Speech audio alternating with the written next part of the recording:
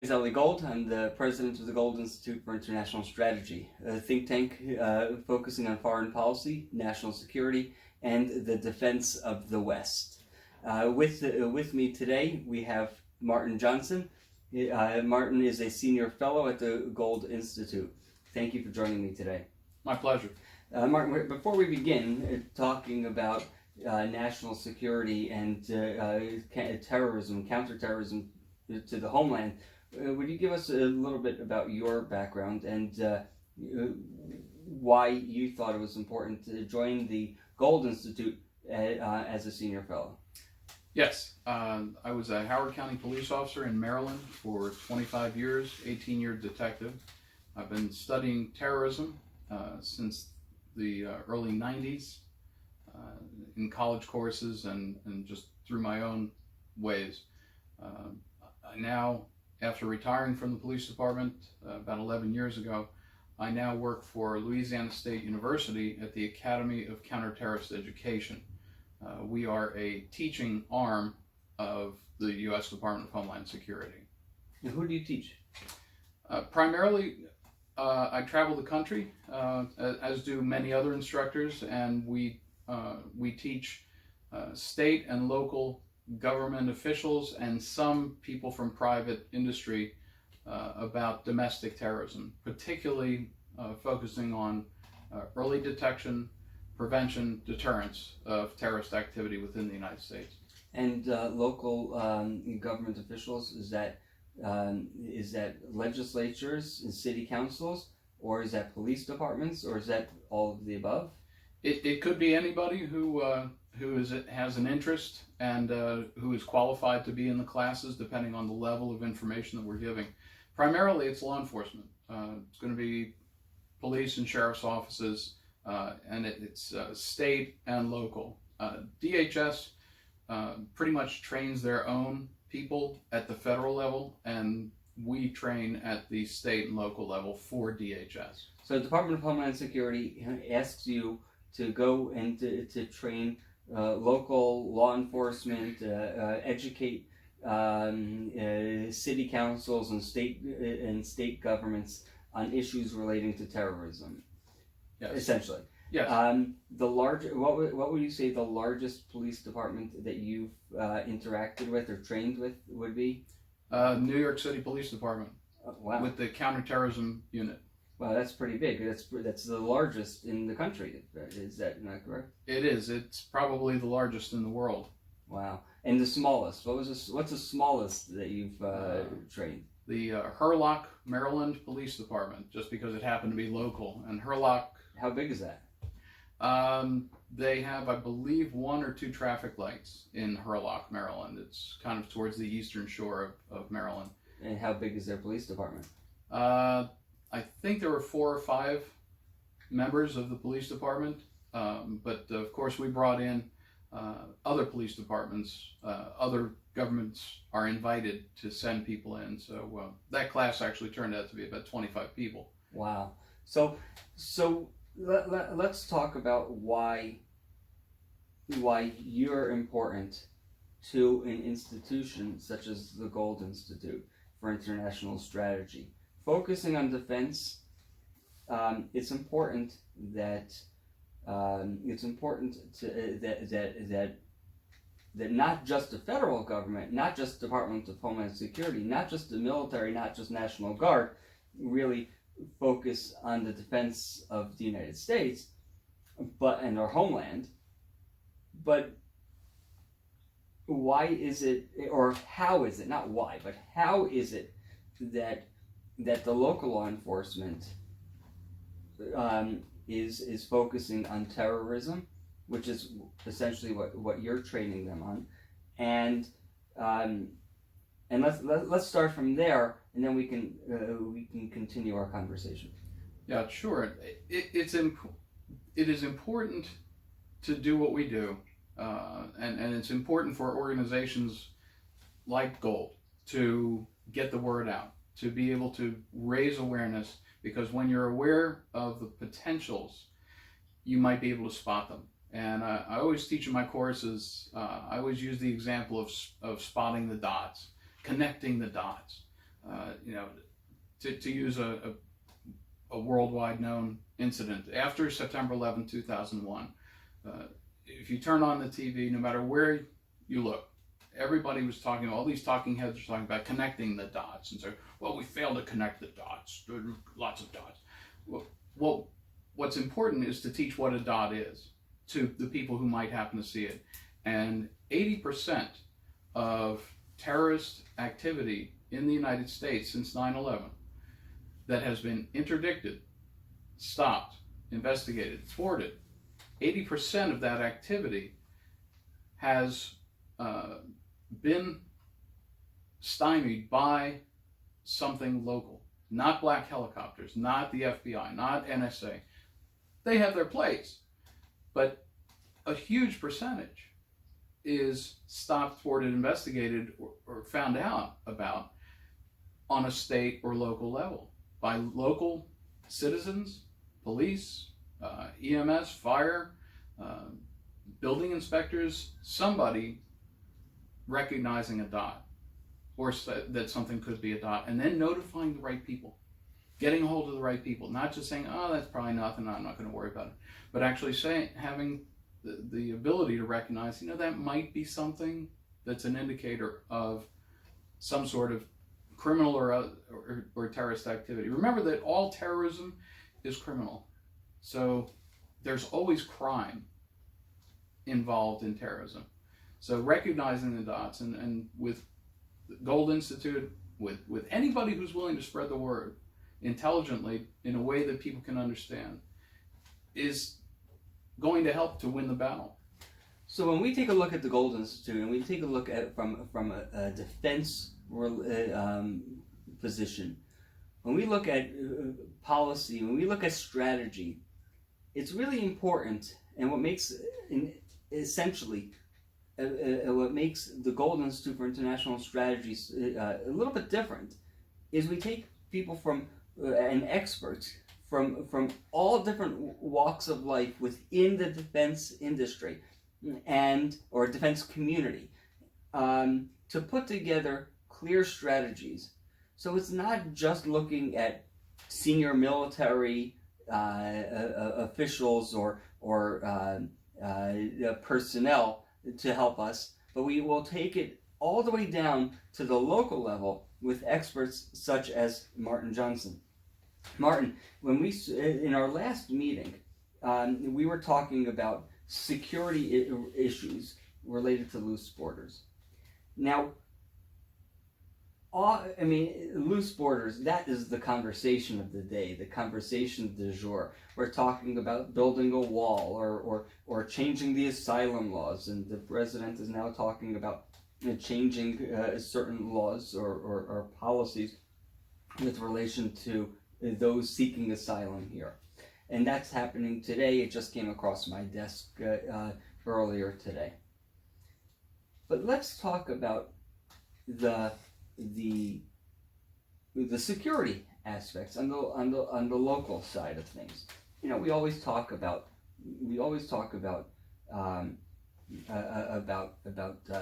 MS-13. We talk about drugs, and we talk about the impact it has on the economy.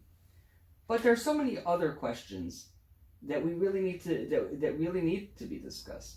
And I don't want to get into things. I want to say on the local level. Let's put it that way. I don't want to start focusing, but there are certain questions that I have. We were able to win the Cold War. We didn't lose World War II. We were able to send troops to Afghanistan, to Iraq, and to Vietnam. We're able to do all of these things that take an immense amount of brain power, strategy, tactics, technology, but yet we can't seem to figure out how to break up a group of highly uneducated people who run a billion plus or multi-billion-dollar drug trade as they come into the country. We talk about we have all of this technology and all this know-how, but yet we still have threats to the homeland. What are some of the I guess what we want to talk about is ultimately counterterrorism on the local level. But how do you define terrorism? And is all terrorism Islamic terrorism? No. Well, the answer to the second part is no. No, there is a certain group. There's a certain sect. There are certain people who are radicalized in their pursuit of what they think Islamic doctrine is. They're not the only ones. There are plenty of very peaceful Muslims, wonderful people, nice people. I have friends. There are certain people who are absolutely radical, but there are certain people who are absolutely radical about other things as well. It doesn't have to be religious. It could be political extremism. It's extremes. It's the fringe that is the real worry as far as domestic. So what is let's first, what is terrorism? Define terrorism. Yeah. Well, depending on what agency you work for and what agency you want to listen to and what, which theoreticians you want to listen to, it's got a number of different definitions. I break it down to killing people and breaking things for a cause. And the cause is not a simple personal one. And as I've given the example before, if I rob a bank so that I can get money, so that I can use it to make myself happy, that's greed. That's not terrorism. But if I rob a bank in order to get money, in order to buy the chemicals to make a TATP bomb to explode in a public place for a cause, whatever my cause might be, whatever my cause is, then that is terrorism. That is killing people, breaking things for a cause, and the root of it is coercion. It is to coerce a population into doing something or not doing something. So simply committing crime is different than actual terrorism. Although, as we teach, you have to bear in mind that all terrorism involves some sort of crime, some sort of criminal activity. And getting back to why we teach that just for a moment is the fact that if you can catch the criminal activity, you may be able to stop the terrorist activity, or at least discover it and pass the information on to the right people who can do something very effective about it. What are some other types of terrorism? There's special interest terrorism, as far as things that don't fit easily into a pigeonhole, things that you can't box. Old example, Ted Kaczynski. What box does Ted Kaczynski fit into? He was the Unabomber. Okay. Yeah, Ted Kaczynski was a Unabomber, and he lived in the woods, and he lived alone, and he was anti-technology. He didn't like technology. And so he would spend years, he spent years, making from scratch these minute bombs that he would send through the mail to his targets. And when the targets opened it up, it either killed or maimed them.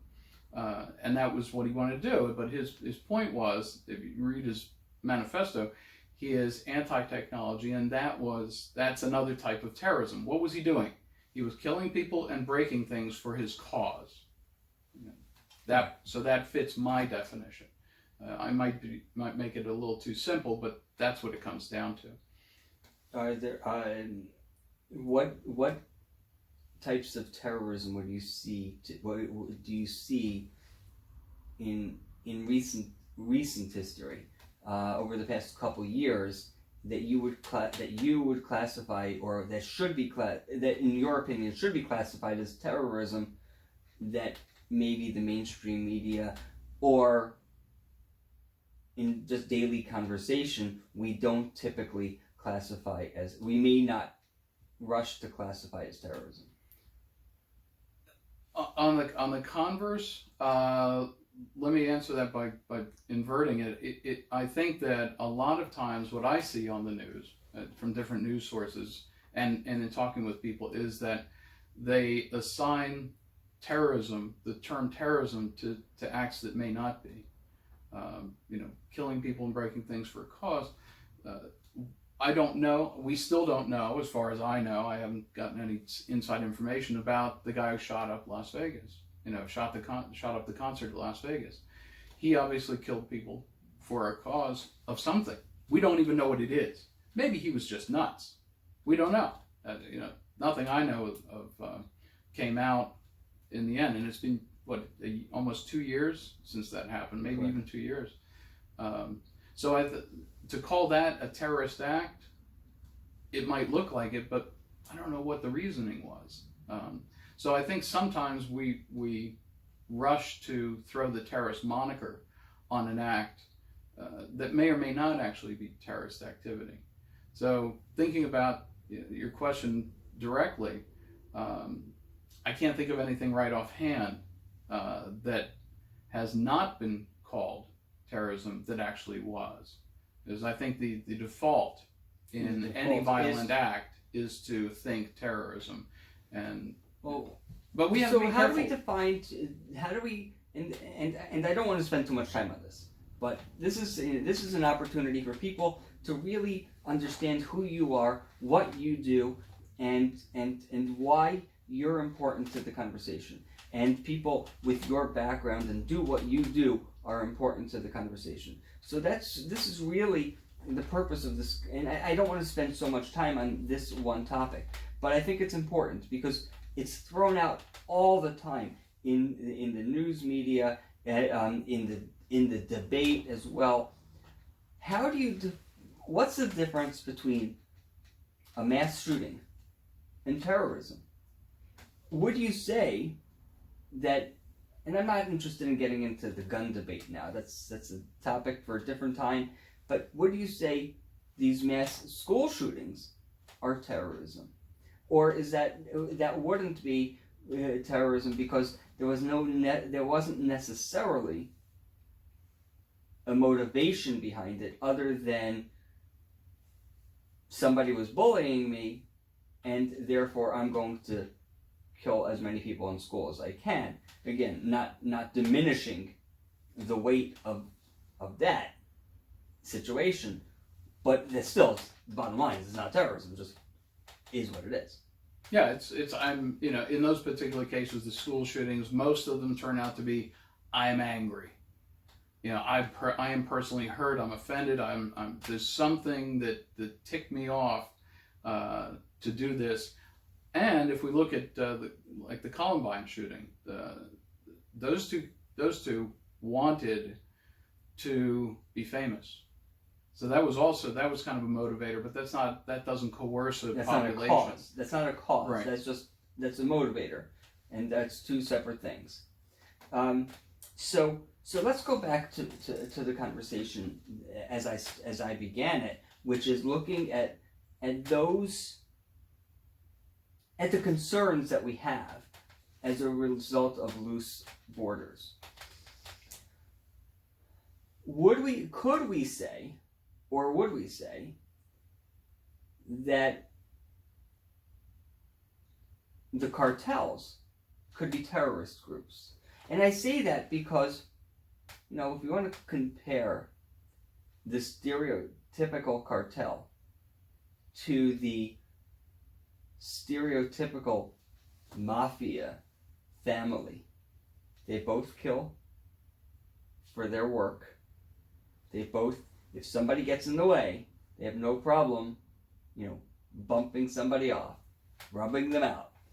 But one tends to do it with more discrimination, whereas the cartels seem to do this indiscriminately.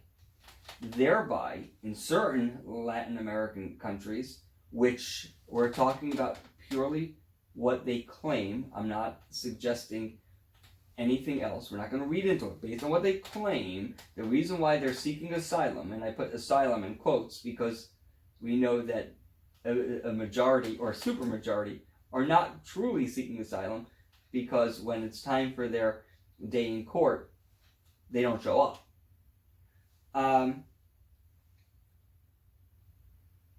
It's because of the violence in their, due to cartels and other other nefarious actors. Can we say those are terrorists?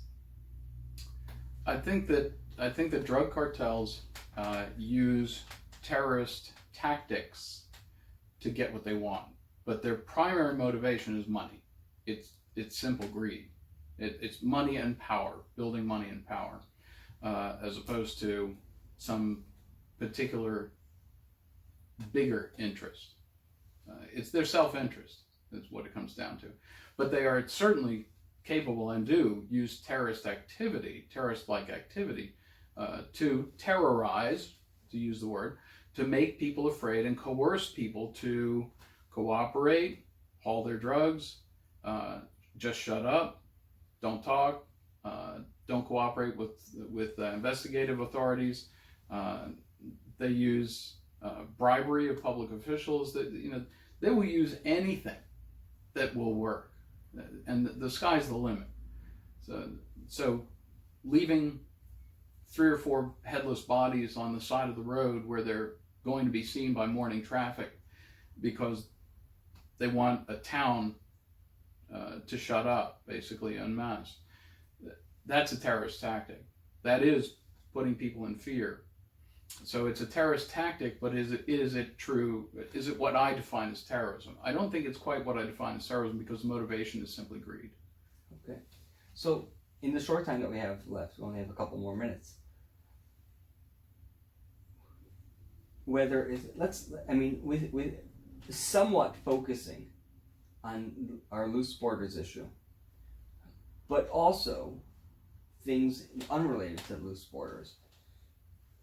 As a counterterrorism expert that you are, and one that you work with hand in hand, local law enforcement, from big town New York City to very small Maryland towns.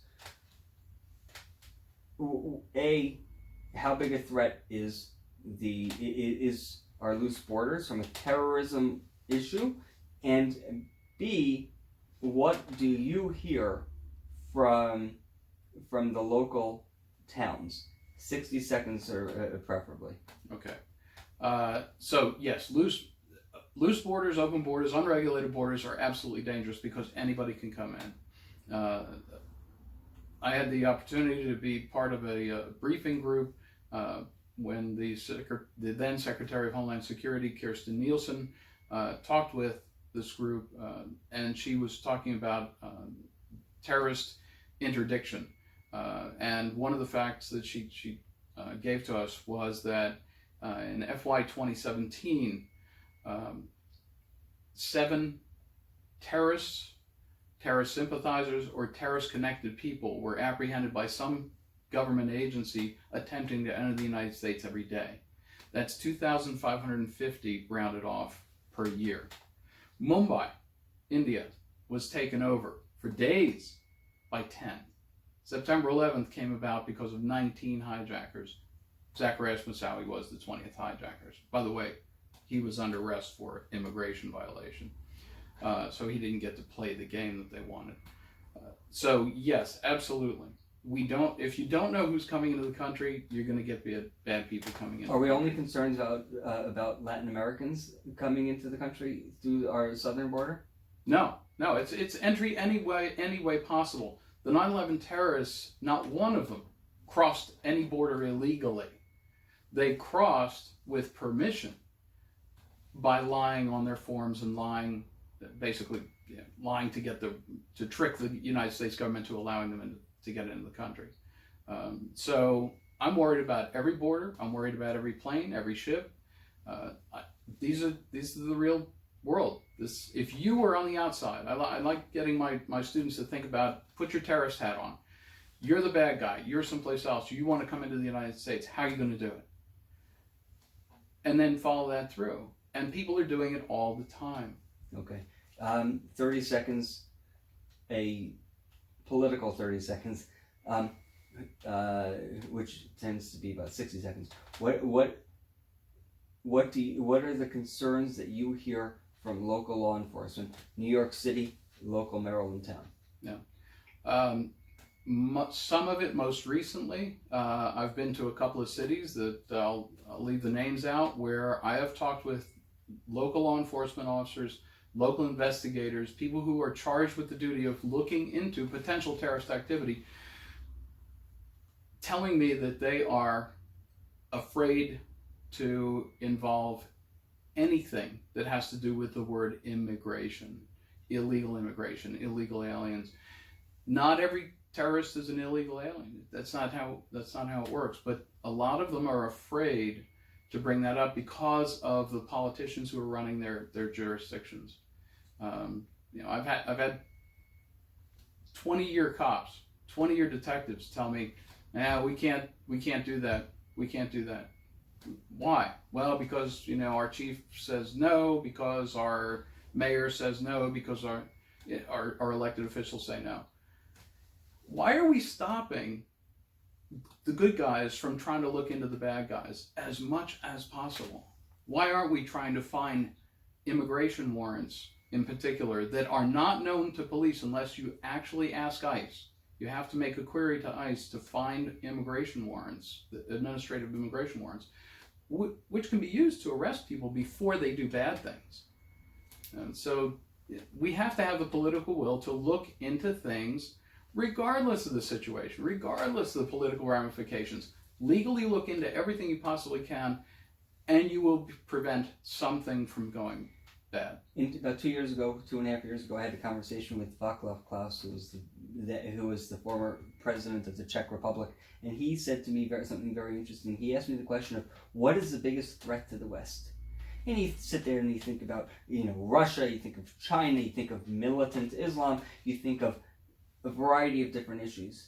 And he looks at me and says, no, Ellie, you're wrong. The biggest threat to the West is the West itself. From what I hear from you, the biggest threat to the local authorities are dealing with is the political process, is political correctness, is this concern by politicians that we can't do something or another from a law enforcement perspective because we may have a negative have negative feelings towards a certain segment of society. Is that would you say that's correct? I would say that may not be as you said, the biggest, but it is certainly extremely important. It's really important. We should look at people and situations under a microscope and without political consideration. I don't care who you are. I was an equal opportunity arrester. I didn't care who you were, where you came from, what you looked like. If you broke the law, I arrested you. And this is how we should look at it. It should simply be, we have a situation, we have a person, we have something, we may have a dot. Let's look at it as closely as we possibly can, without regard to political cowardice. Within the scope of the law. And with this political cowardice, using your term, is outside the scope of the law. We have laws. These are things that if we work to the letter of the law, we should be able to have a significant impact. Once we include political cowardice, that hampers and hinders the current laws on the books, and that seems to be the problem. I thank you for joining me for this conversation. I hope that the brief conversation that we've had today is a good illustration of your work and your importance to the conversation and the strategic thinking that comes out of the Gold Institute, and that will continue to come out of the Gold Institute as we move forward, focusing on some of these issues relating to terrorism, in particular on the homeland and beyond, because this is, as we look, it's a Western organization. As we look from a transatlantic perspective, the influence that you can have on European security as well, which is essentially what we're trying to do. We're trying to cover the West and not just the homeland, because while I'm not a globalist, I do believe that there is globalism. As Western society expands and technology expands, what often happens in Europe is only a matter of time before we see that here, and vice versa. So thank you for joining us, and I look forward to our next conversation where we can delve deeper